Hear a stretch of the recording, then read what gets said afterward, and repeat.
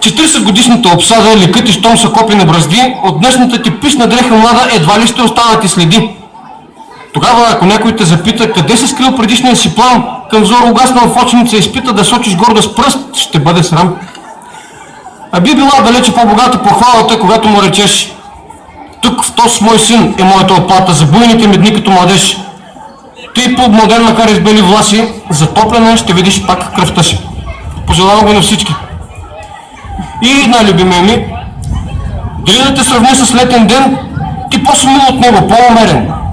Излива се и летя дъжд студен, засенчен и летя облак черен. Небесното око ту лее зной, ту златния молик се в облак скрива. В природата творение е безброй, тъй губят своята хубост променлива. А твоето лято студ не ще скове, то няма да отмине бързотечно.